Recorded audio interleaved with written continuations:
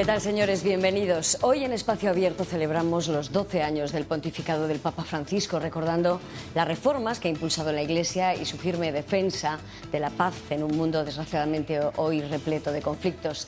Echaremos la vista atrás para recordar su figura y cómo por primera vez hemos conocido un Papa que suena en castellano. Lo hacemos a través del informe elaborado por Leticia Sánchez. Acaban de cumplirse 12 años de este momento. A la quinta votación, este jesuita argentino se convertía en el nuevo pontífice tras la renuncia sorpresa de su antecesor. Era el primer papa no europeo en 13 siglos. Mis amigos cardenales han ido a buscarlo casi al fin del mundo. Improvisó su nombre recordando a San Francisco de Asís y su figura está marcando su pontificado. La humildad, la cercanía con los pobres, una iglesia de puertas abiertas y reformada para llegar a las periferias.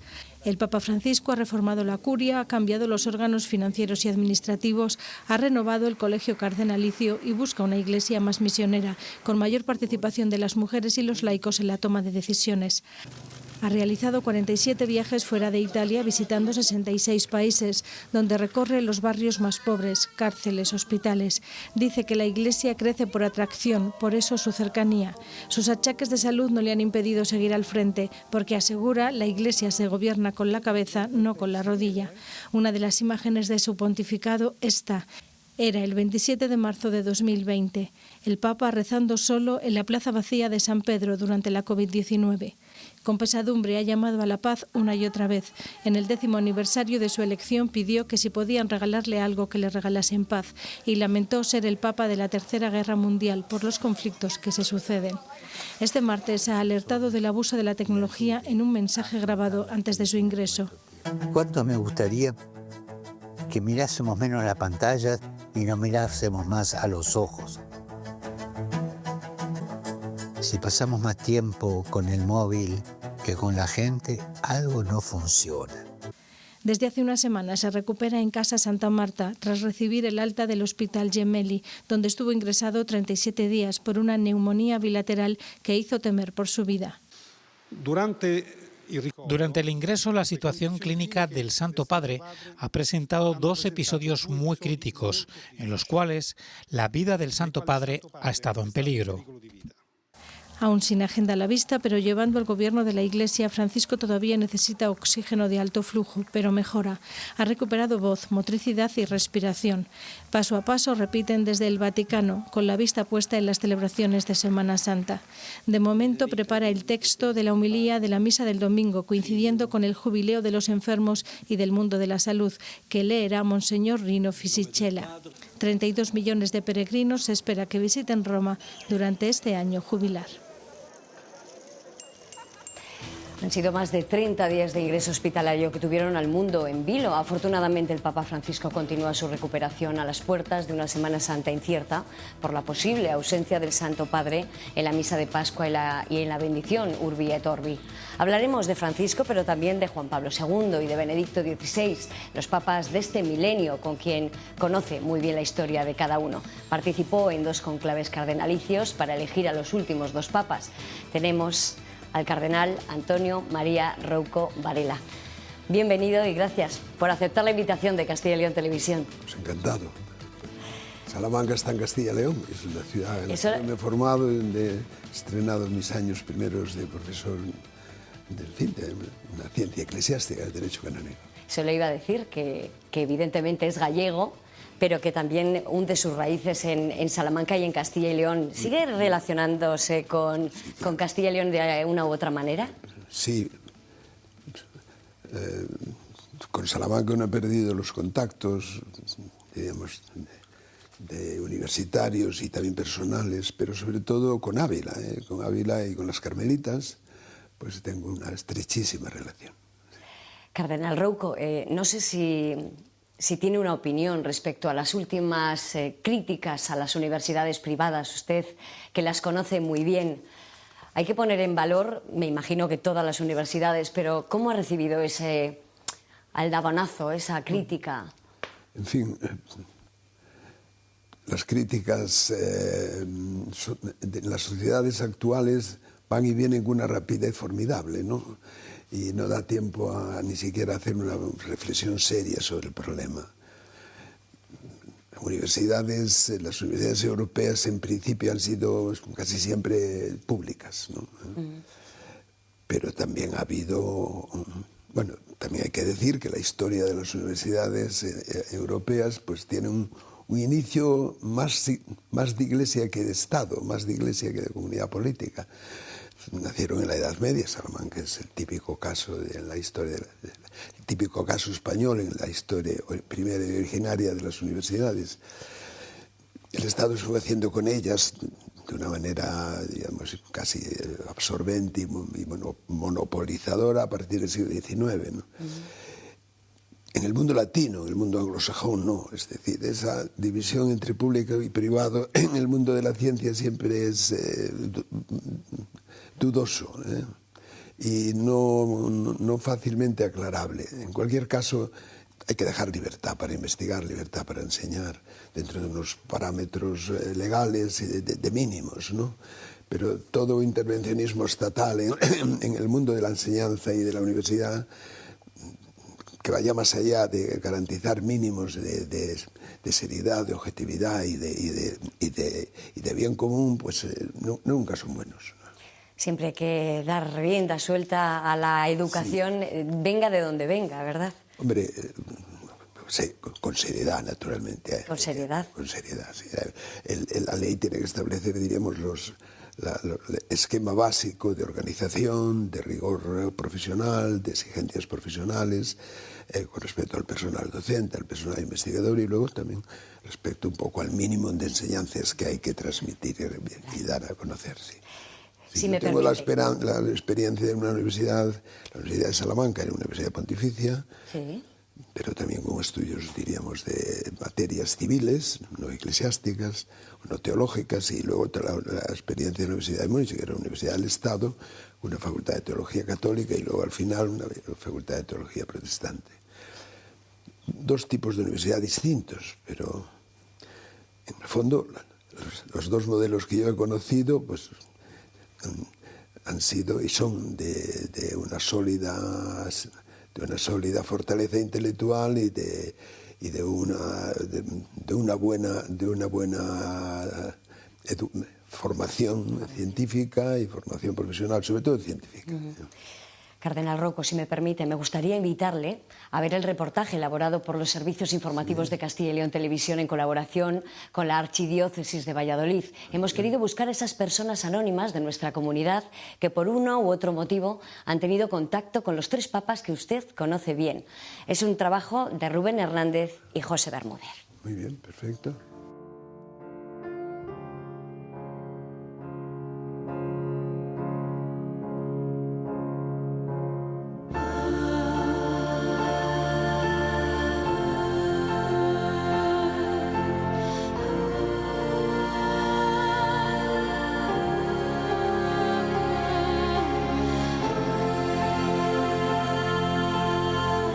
Estamos viviendo la época más brillante o la época dorada del papado en toda la historia de la Iglesia.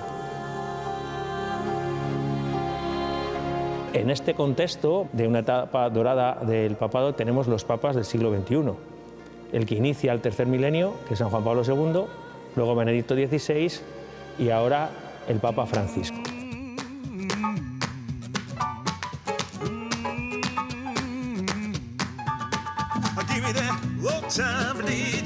Juan Pablo II empezó a ser papa muy joven, eso llama la atención, con 50 y tantos años. Un papa que recupera mucho el ánimo y la identidad de los cristianos. Hizo que la Iglesia despertara muchos de sus sueños o muchas de sus zapatillas, procurando que el mundo llegara a la Iglesia, sobre todo el mundo juvenil. Esa capacidad de llegar a la gente y de hacerse cercano, él además la traducía en sus viajes.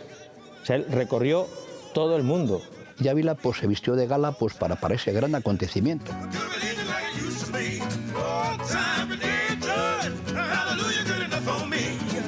Los españoles son fuertes gracias a vosotros.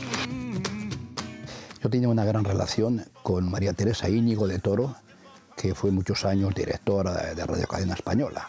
Me sugirió que, bueno, ante un viaje así, aunque yo no tenía título de periodismo civil, podía encomendarme justamente que hiciera el viaje, en plan periodístico y sobre todo religioso, ¿no? En ese año había sido operado de un tumor en una pierna y me estaba recuperando, ya estaba con una muleta, ya podía andar. Entonces mi madre, pues al enterarse de que iba a venir el Papa, pues, y era en Ávila, pues me dijo, nos vamos en tren y vamos a ver al Papa. Y allí que nos fuimos, yo con mi muleta. Fue un acontecimiento francamente solemnísimo, con una asistencia masiva. Yo creo que la gente subía hacia la muralla, pero miles y miles de personas. Llegamos y había mucha gente por delante, pero en aquel entonces, al verme con la muleta, como que la gente me hizo un pasillo y conseguí estar en primera fila, ¿no? Y a la salida, yo creo que fue ya a la salida, en el Papa móvil, ahí, pues justo cuando estaba yo, el coche se para y el Papa imparte la bendición. Ese momento mi madre y yo lo tenemos grabado.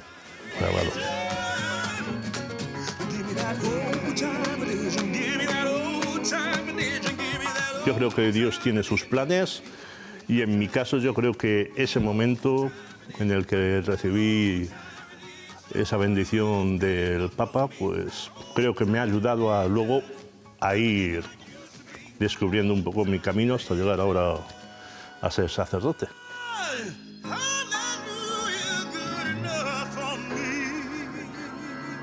Les informó José Mariano Pérez Solano, enviado especial de la Cadena Española.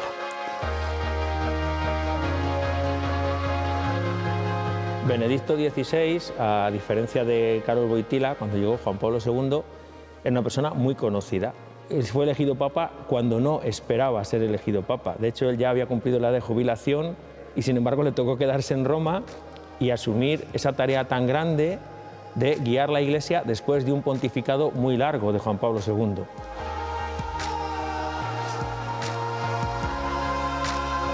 Su afán de reformar la Iglesia y que se tomara en serio cada uno su misión era muy grande. De hecho, él inicia todo ese movimiento de tolerancia cero, de dejar de tapar los abusos sexuales del clero. Benedicto es verdad que siempre pasa más desapercibido entre estos otros dos papas, pero es un eslabón necesario y fundamental.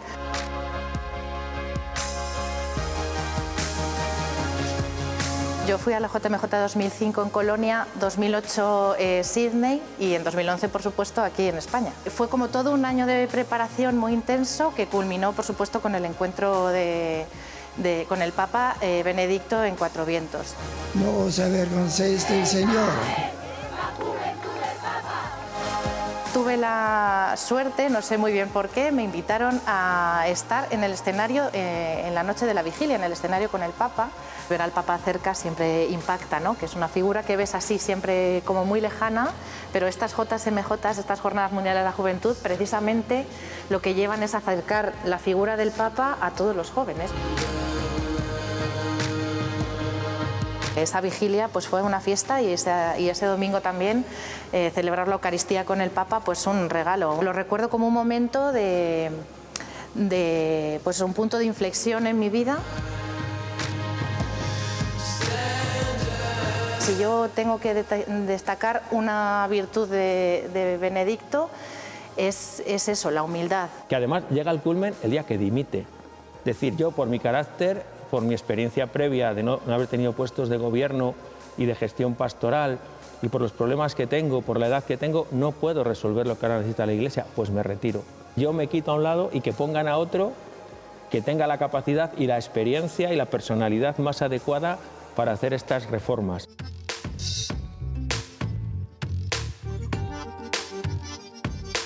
Seamos una Iglesia viva, que vive a Cristo, que está cerca de la gente, que la sirve, que escucha a todos. Ese es el gran proyecto misionero de reforma del Papa Francisco. Tenerle tan de cerca y ver que, estás moviendo millones de personas. Tener la oportunidad la suerte y la oportunidad de escucharla hablar en español es todo un privilegio.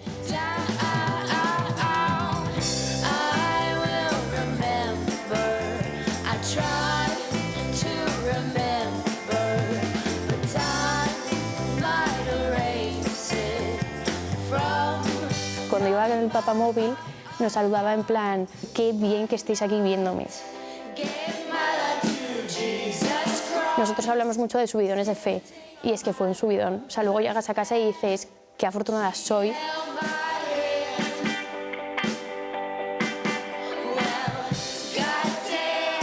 No es todo lo que dice el Papa está bien, porque es un ser humano y él se equivoca. Pero además, al ser tan cercano y como nos tiene muy presentes a los jóvenes y está intentando también cambiar cosas que ve en la Iglesia que no está bien. Él quiere una Iglesia que se arriesgue en nuevas iniciativas. Hay una frase suya que prefiere que la Iglesia esté accidentada porque ha salido a la calle y ha tenido un accidente, a que esté enferma por estar encerrada en casa con un ambiente enrarecido. Una persona cercana que a lo mejor podrías encontrártela en una iglesia confesando y no te das cuenta que es el Papa.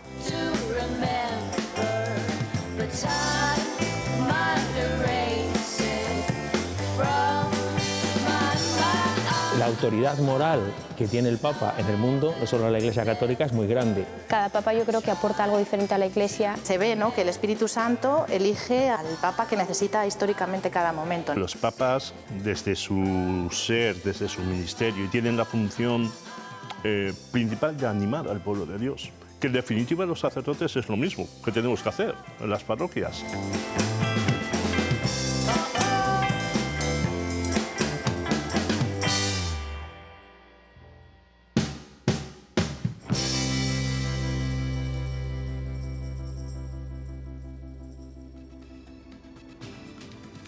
Cardenal, un mínimo contacto con una persona y los papas marcan a una persona que ha convivido con ellos, ¿qué le ha trasladado? ¿Son tan diferentes? Pero convivir yo no tanto. Bueno, ha estado muy cerca. Muchas veces, sí. Hombre, poco más con Benedicto XVI por razones obvias de conocimiento previo, mundo universitario que compartimos, más o menos, ¿no? Pero efectivamente cada papa tiene su personalidad, no solo desde el punto de vista pastoral o de relación con el gobierno de la Iglesia o desde el punto de vista espiritual, sino también desde el punto de vista, diríamos, de temperamento, de carácter psicológico, también muy distintos. Es verdad que, claro, en esta historia de los tres últimos papas, ninguno de ellos italiano, pues diríamos rompe una tradición, por lo menos de los últimos 500 años de la historia de la Iglesia, de que un papa, de que un no italiano sea papa. Yo recuerdo muy bien cuando fue elegido Juan Pablo II, un servidor, y era obispo de Ciudad de Santiago, iba camino desde Santiago con el coche en una parroquia en la ría de La Coruña, iba a confirmar y oigo por la radio que, en fin, el nombre del nuevo elegido, el apellido Wojtyła, me sonaba un poco africano, ¿eh? De manera que cuando llegué a la parroquia le dije a los sacerdotes, tenemos un papa africano. Yo lo conocía, es decir. Después, cuando al finalizar la celebración, otro sacerdote que viene y irrumpe en la sacristía, es un papa polaco. Me dio un poquito de vergüenza, pues en mi vida habían transcurrido casi 20 años, donde yo he vivido mucho en el centro de Europa, en Alemania, etcétera, ¿no? Claro, con la singularidad que a veces para la gente joven, pues incluso para usted probablemente, ¿no? No significa mucho, pero era lo de la Europa partida por el telón de acero. La Europa libre, la Europa comunista, del bloque soviético eran dos Europas con poca relación. Bueno, primero era física, era desde el punto de vista de la posibilidad de viajar y de moverse libremente en los países del bloque soviético, eran muchas, ¿no? Y incluso no conocías bien lo que pasaba en la vida de la Iglesia en esos países. Pío XII en los años 50 le calificó esa Iglesia detrás del telón de acero como la Iglesia del silencio. Bueno, pues, sí, no nos conocíamos mucho. ¿Fue un mensaje de los cardenales en ese momento, cuando se eligió a alguien que no era italiano? ¿Fue un mensaje de apertura? Bueno, la Iglesia siempre fue abierta, es decir, los papas italianos también fueron abiertos. Es decir, la historia del papado, de lo que podríamos llamar los siglos de la Iglesia contemporánea, han sido grandes papas, hay muchos, bueno, Pío XII, Pío XI, Benedicto XV, León XIII, Pío X, son grandes papas, ¿no? Entre ellos algunos santos, claro, y algunos con un magisterio extraordinariamente vivo y actual, por ejemplo el de León XIII, toda su doctrina sobre el Estado, la doctrina social de la Iglesia comienza con él, ¿no? Pío XI, otro gran papa que se enfrentó con los totalitarismos de la época, pero con el que había en Italia, con el fascismo, luego con el nacionalsocialismo, luego con el comunismo, fue un papa de un arrojo y una valentía extraordinaria. Pero le tocó llevar la Iglesia en momentos dificilísimos, plena Guerra Mundial, durante todos los años de la Segunda Guerra Mundial y luego la primera posguerra. Pero en fin, dicho esto, efectivamente un papa no italiano pues era abrir un horizonte nuevo en la vida de la Iglesia y claro, una personalidad excepcional. Porque no hay claro, eso le iba a preguntar, si era tan carismático como dice. Sí, lo era un papa excepcional, ¿no?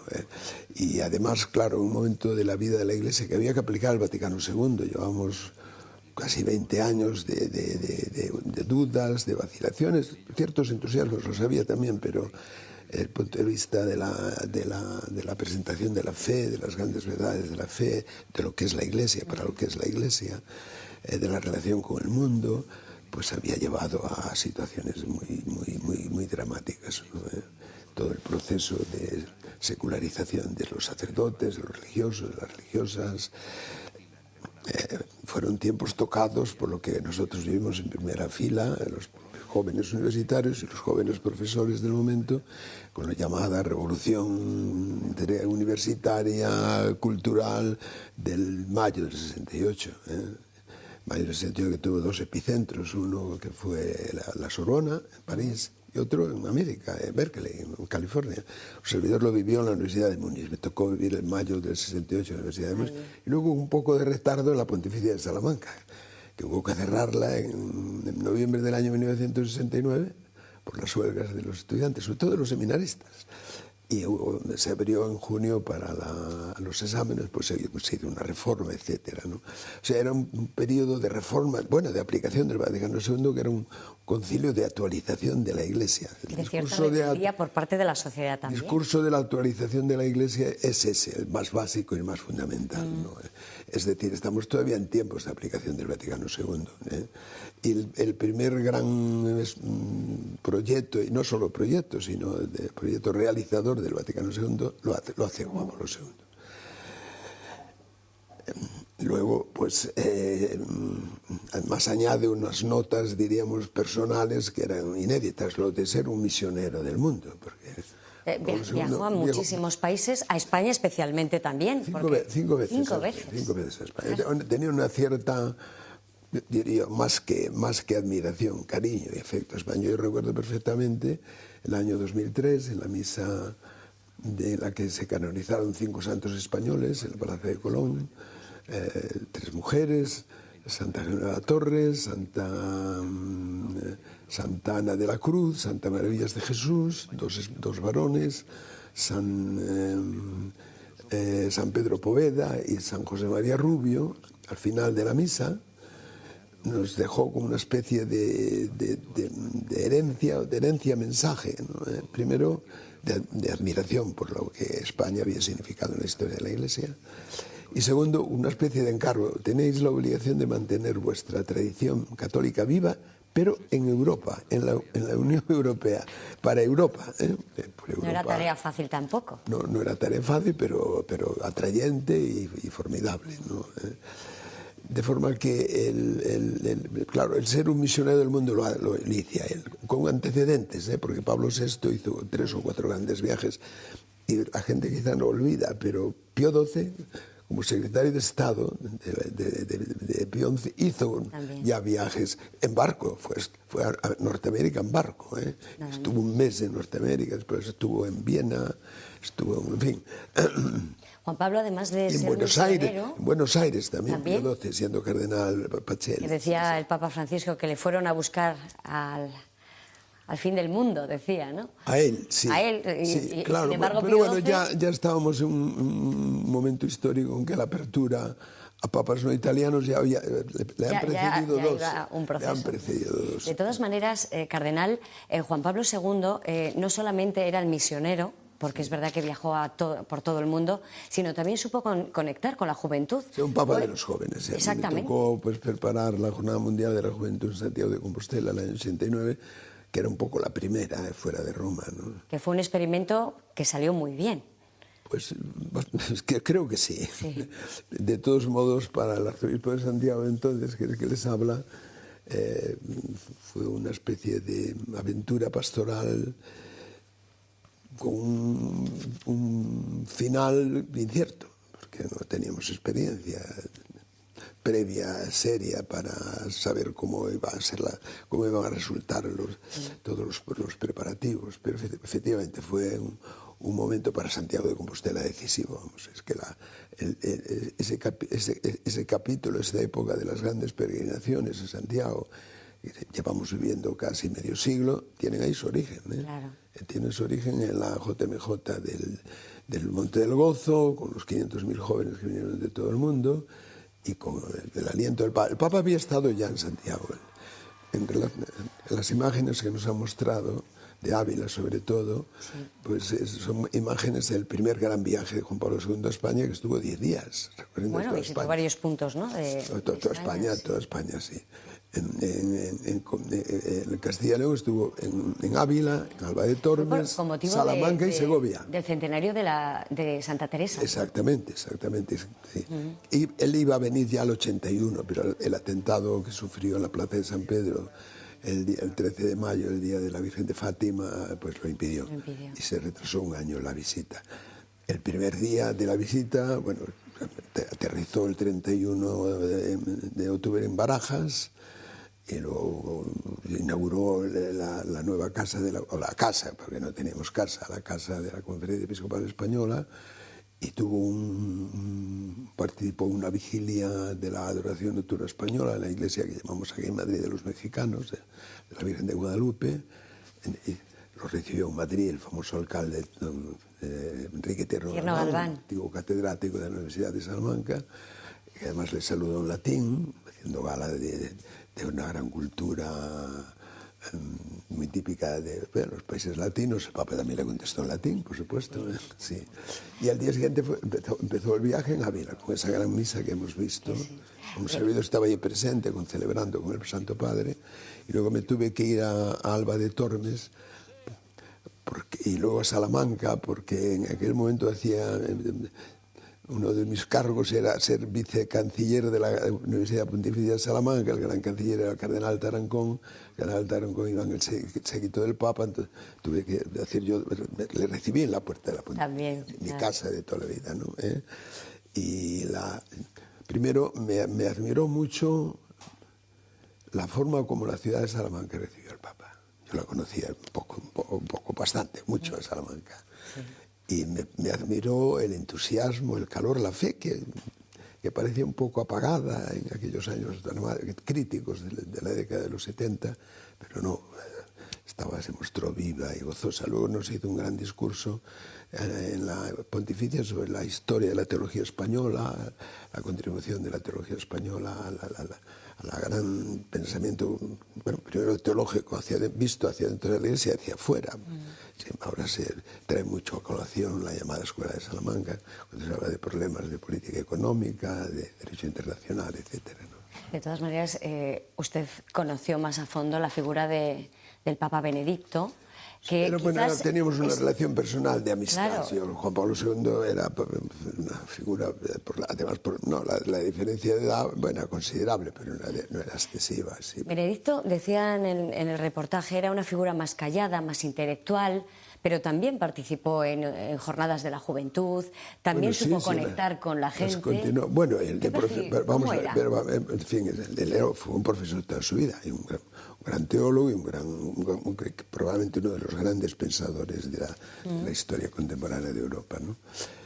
Pero él era, como profesor, muy querido por los alumnos, muy cercano a los alumnos. Se decía, recuerdo a finales de los 70, que era el profesor que mayor número de doctorandos tenía de todas las universidades alemanas y de todas las facultades de las universidades alemanas. Lo cual quiere decir que era muy cercano, su personalidad humana era yo diría de una gran ternura, que no disimulaba mucho, ¿no? Unida a una finura de alma y sobre todo a una luminosidad intelectual extraordinaria, ¿no? Cada vez lo descubrimos más como una especie de padre de la Iglesia contemporánea. Él era muy sencillo, una sencillez además, ¿no? Eso ya lo resaltaron algunos de los chicos que participaron en las jornadas mundiales con él. Pero muy natural, esa sencillez era muy natural, él no se daba cuenta que lo era. Cuando te das cuenta que eres sencillo, mala cosa, has dejado de serlo. Decía en el reportaje que, bueno, que no se esperaba que fuese Ratzinger el que se eligiese en ese momento. Usted formó parte de ese cónclave. Sí. ¿Era su apuesta, así como se dice ahora? Ya sabe, para preguntarle a un cardenal que han estado en un cónclave... Claro, es secreto, claro. Es inútil porque no le voy a responder. Pero no le desagradó que fuera él. No, ni mucho menos, claro, no. En fin, sí, no tenía una experiencia pastoral activa, notable. Había sido, creo yo, su primer año de sacerdote, coadjutor en una parroquia de Múnich, y luego había sido 4 años arzobispo de Múnich, nombrado por Pablo VI y también nombrado como cardenal por Pablo VI. Estamos hablando del año 1977 hasta 1981, que es cuando se lo lleva Juan Pablo II a Roma. Hombre, el pontificado de Juan Pablo II está también muy marcado por él, por su tarea como prefecto de la Congregación para la Doctrina de la Fe. En fin, diríamos que fueron un tándem, ¿no? A la hora de llevar a la Iglesia por la aplicación del Vaticano II a fondo, en serio, con hondura intelectual, con finura y diría yo, extraordinaria sensibilidad espiritual y histórica, y con un compromiso pastoral de una fuerza apostólica muy grande, sobre todo el Papa. Decíamos que todos los papados tienen sus complicaciones. Quizás la de Benedicto fue la más complicada en este milenio, que decíamos, son los 3 papas del milenio. ¿Ha sido la más difícil, la de Ratzinger? Pues no lo sé, no sé si sea más difícil la de nuestra. Por la coyuntura actual. Social, quizás. Pues, en fin, el arranque del 21, recuerdo que Juan Pablo II lo inicia con una especie de exhortación que la tituló Tertio Milenio Ineunte, al comienzo del tercer milenio, donde no aconsejaba, decía a la Iglesia que no tenía que tener miedo ir mar adentro del mundo con el que se encontraba y ofrecer la respuesta del Evangelio de Cristo, porque en el fondo el Evangelio es Él.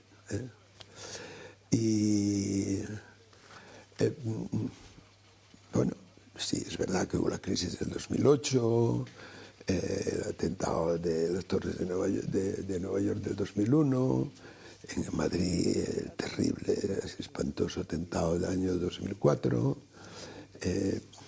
Pero bueno, los años 70 habían sido también muy difíciles. Sí. De todas maneras, en clave interna, sí que, bueno, el caso de los papeles del Vaticano, las decisiones contundentes respecto a los abusos. Bueno, los abusos venían ya el fenómeno pero ya estaba. Tuvo la capacidad de tomar esas riendas difíciles. Sí, pero vamos, los otros asuntos yo no los considero de mucha gravedad, ¿no? Sí. Hay que conocer un poco también la historia de la idiosincrasia de la curia romana, ¿no?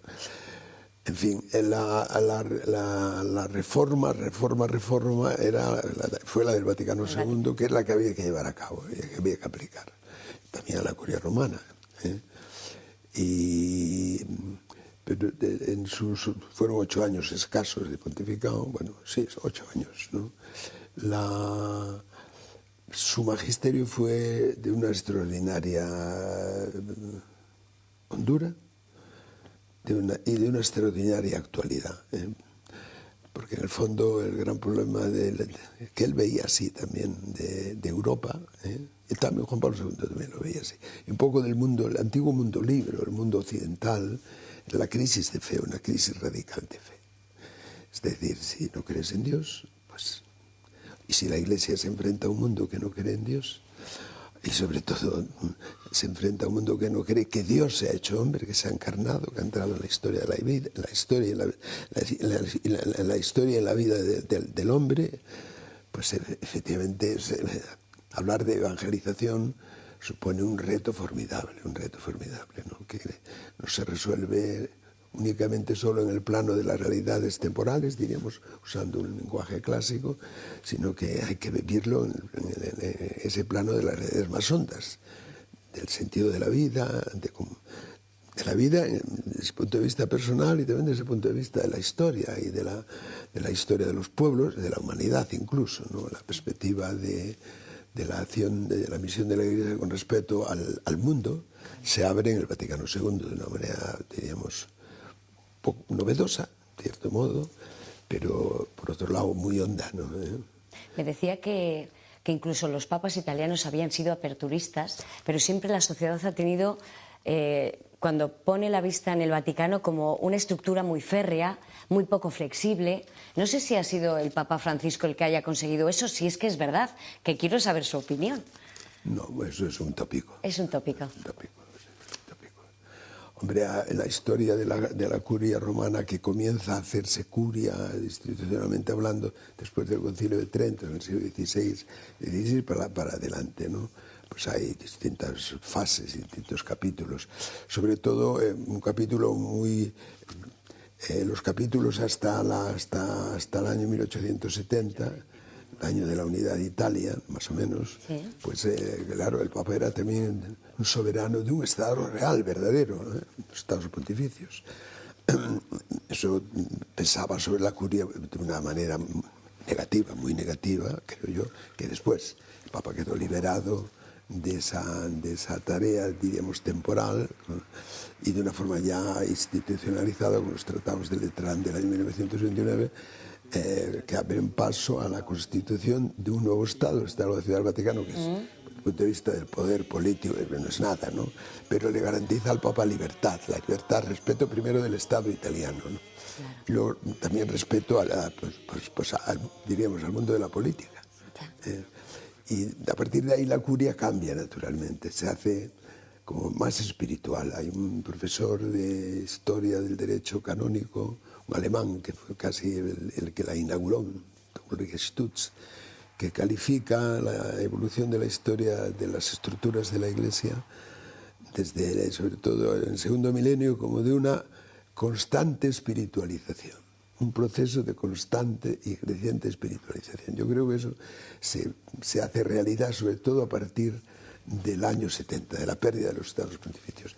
Y yo creo que es diríamos, la línea con altibajos, ¿no? Con altibajos que se ha seguido hasta hoy mismo, ¿no?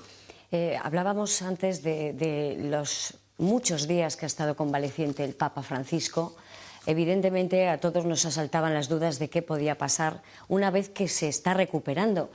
Fue un punto de inflexión, esa bicefalia, si me permite llamarla así, cuando Ratzinger dio un paso atrás, renunció y tuvo que convivir con otro papa, que ha sido Francisco. ¿Cabe la posibilidad que Francisco haga lo mismo? Hombre, la posibilidad sí que la hay. Está escrito, hay una norma que lo permite, ¿no? Es decir, no solo una norma, sino un principio teológico, ¿no? El Papa puede renunciar. Bueno, de todas maneras, desde Gregorio no sucedía hasta Ratzinger, hasta Benedicto. No es una práctica habitual, ¿no? No solo no es una práctica habitual, sino se dio un caso en la historia de unos días. Fue muy valiente un momento ahí Benedicto. excepcional. Sí. Fue bueno, valiente. Él creyó que tenía que hacerlo y lo hizo, ¿no? Pero se podía hacer. En el Código de Derecho Canónico se establece incluso de una manera regulada la posibilidad y la forma de que se haga realidad después, ¿no? Si el Papa lo hace libremente, sin ninguna presión de nadie, y lo comunica debidamente, pues la renuncia pues se hace efectiva. ¿Esa convivencia durante esos años fue óptima, la de los dos? Yo creo que fue buena, ¿no? Fue buena. Ahí sí que tengo yo he tenido la experiencia de vivirla un poquito, ¿no? Sí. Por mi relación personal con el Papa Benedicto XVI, al que yo visitaba habitualmente estos años en que estuvo en el monasterio que dicen en los jardines del Vaticano, ¿no? Es una casa bastante sencilla, ¿no? Sí, yo creo que fue muy normal, muy bien. Es decir, el Papa Benedicto XVI supo que, y lo vivió, como un momento de su vida en que él tenía que acentuar los aspectos más personalmente espirituales de la misma, es decir, el rezar por la Iglesia. Él seguía... Claro, los obispos tienen que tener todos una sede, aunque seamos eméritos, somos obispos de alguien, o de una forma plena o de una forma espiritual, que es lo que nos... pero no hay un obispo sin diócesis, eso no... Francisco Entonces, el Benedicto XVI creía que era un obispo emérito de Roma, ¿no? Y que debía dedicarse a la oración. Bueno, también desarrolló, dentro de las circunstancias muy limitantes de la edad, pues una cierta actividad intelectual, ¿no? No tanto como antes, pero... Y nos dejó algún fruto de esa actividad teológica muy hermoso. Y luego, en fin, el peso de la Iglesia lo lleva el Papa Francisco, y el Papa Benedicto XVI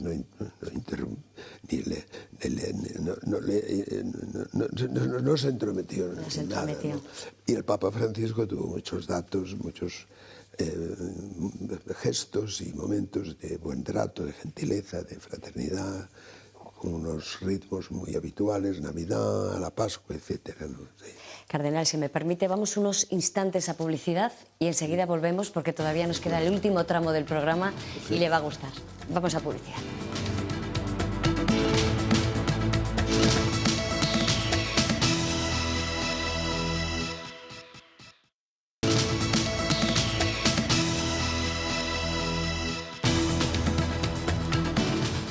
Ya estamos de nuevo en Espacio Abierto. Como saben, estamos abordando, pues a través de una voz autorizadísima, que es la del cardenal Rocco Varela, ese perfil de los tres papas que han precisamente pontificado durante este milenio. Cardenal, hemos querido tocar a tres diócesis, la de Astorga, la de Palencia y la de Ávila, para que ellos le hagan a usted una pregunta. Vamos a ver la primera de ellas. ¿Qué le diría usted a esa gente humilde y sencilla de los pueblos y las aldeas que por causa de la escasez de sacerdotes se han quedado sin las atenciones pastorales y litúrgicas que tenían habitualmente? Y otra pregunta, ¿y qué le diría usted a los curas como yo, que con 73 años ya tengo 10 pueblos y los que me caigan? ¿Qué le diría usted? ¿Qué nos diría usted? Don Antonio, en un contexto como el nuestro de Castilla y León, en el que las diócesis cuentan con una infinidad de comunidades parroquiales en el medio rural, en localidades cada vez más despobladas, con población más envejecida, con ausencia de vocaciones, en localidades donde cada vez escasean más otros servicios, como puede ser una oficina bancaria, el médico, el farmacéutico, la escuela, y donde muchas veces solo queda la parroquia, en clave de esperanza, ¿qué papel está llamado a jugar la Iglesia en este acompañamiento al mundo rural? Desde el Bierzo y desde Palencia hacen prácticamente la misma pregunta. Ese es un problema ahora mismo. Bueno, pero es un problema de fondo, es decir, que es la crisis del matrimonio y de la familia. A ver si no hay niños, difícilmente... No hay curas. Claro, no hay vocaciones, no hay curas. Y tampoco no hay seglares, no hay sociedad. No hay, Entonces, hombre, estamos en un momento de crisis demográfica evidente, ¿no? Segundo, con las consecuencias que ellos han puesto de manifiesto, ¿no? Y tercero, con un problema que va más allá, diría yo, de las posibilidades políticas, y de las posibilidades puramente humanas. Yo creo que estamos en un momento de gran cambio histórico, donde hay que volver un poco a las fuentes del espíritu, a las fuentes de la fe, y vivirla, y luego ser humildes y crear... quizá unos ambientes tanto humanos como eclesiales, llamémosle eclesiales, humanos sociales, culturales, también de cercana humanidad.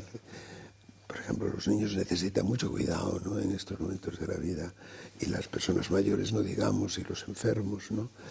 Y luego el fenómeno de los emigrantes, ¿no? En donde creo yo que hay que volver a los fundamentos de la fe, y luego a vivirlos con cercanía humana, ¿no? El Papa Francisco dice, eso lo dice muy bien cuando habla de que un cristiano tiene que ser una persona alegre, ¿no? Y es verdad, ¿no?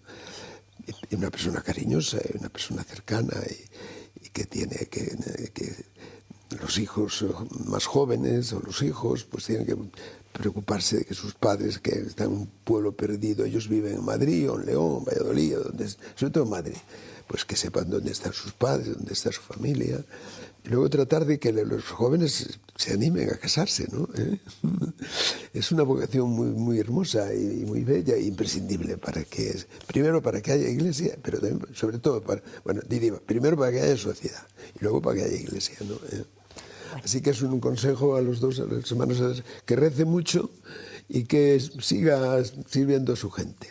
Que sean 10 parroquias, que sean 20. El caso hombre, es que... hay algunas propuestas de fórmulas de unificación, de reunión, no solo el cura para 11 parroquias, sino los fieles de las 11 parroquias para formar una gran no es mala solución. pastoral, ¿eh? Vamos a escuchar la última pregunta. Uno de los grandes males de la sociedad actual es la extrema polarización que estamos viendo en diferentes sectores, y en los últimos años estamos asistiendo también, desgraciadamente, a una creciente polarización dentro de la Iglesia, con posturas a veces completamente irreconciliables. Me gustaría preguntarle cómo, sin perder de vista la riqueza de la diversidad, de qué manera la Iglesia puede seguir trabajando para fomentar la necesaria unidad y comunión entre todos los católicos. Polarización, esa palabra que está tan de moda. Sí, bueno, los que somos ya mayores lo vemos con una cierta sonrisa, porque para polarización es la que hemos vivido en otros tiempos de la historia, no tan lejana. Pero dicho esto, pues yo creo que hay que centrarse en el credo. Que no solo lo recitemos todos como un bla, bla, bla, que no nos fijamos en lo que el dice, contenido, sino decirlo y vivirlo. O sea, la Iglesia está para que el credo se haga propio desde el punto de vista, digamos, de lo más hondo del hombre, como convencimiento tuyo de que eso es la verdad. Y luego la verdad que es fuente de tu vida. Y luego es fuente de tu vida que tienes que alimentarla con Él, con el Señor, ¿no? Con su palabra, con la Eucaristía. Hay que cuidar mucho la vida eucarística. Eso está haciendo ahora mucho entre los jóvenes, ¿eh? El éxito de la pastoral juvenil en este momento está muy centrado en torno al misterio de la Eucaristía. Y eso parece que es un rito más, pero no lo es, ¿no?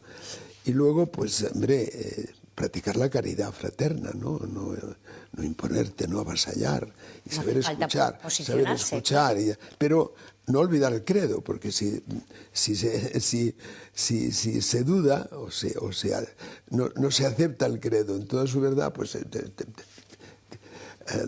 otras soluciones que puedan neutralizar ese problema son pocas, no las hay. No sé si podrá responderme muy brevemente porque se nos acaba el tiempo, pero me gustaría saber su opinión, que conoce muy bien a Santa Teresa. ¿Qué le ha parecido ese estudio de los científicos internacionales para recrear su rostro? Bueno, estamos absolutamente encantados de conocer a Santa Teresa. Lo que yo dudo es que sea así, ¿eh? No sabemos muy bien, ¿no? Pero aquí hemos hecho una experiencia en Madrid anteriormente con San Isidro, ¿no? Yo creo que fue motivó esta iniciativa sobre Santa. Un servidor es un gran devoto de Santa Teresa de Jesús. Y la he leído y es un alimento para el alma, sí, para superar esto que decía las polarizaciones. Nuestras polarizaciones. Oye, vamos a leer a Santa Teresa y vivirla, ¿no? Un poco la forma como ella vivió el Evangelio, la relación con Cristo, ¿no? Y con la Iglesia. murió diciendo que ella ha sido siempre hija de la Iglesia. Bueno, siempre... Bueno, pues a mí me parece bien, ¿no? A mí me han invitado el mes de mayo a celebrar la Eucaristía un día en Alba de Tormes, cuando éramos seminaristas y alumnos de la Pontificia en Salamanca en los años 50, el día de Santa Teresa íbamos en bicicleta todos a Alba de Tormes, sí, que era un espectáculo porque llevábamos sotana y nos la amarrábamos a la cintura y alquilábamos las bicicletas se llamaba un store que había antes de la puerta, antes en la embocadura del puente de hierro de la ciudad, y aquello era un espectáculo, íbamos 200 chicos con becas de distintos colores de toda España para rezar a Santa Teresa. Bueno, cada uno que tenga en su cabeza la posible imagen de Santa Teresa. Sí. Cardenal, muchísimas gracias por compartir estos minutos con nosotros. Ha sido una clase absolutamente magistral. Encantado, gracias. Encantado. Y a ustedes, emplazarles a, después de la Semana Santa, demos un parón por esta Semana de Pasión. Volvemos a la vuelta. Les espero. Hasta entonces. Adiós.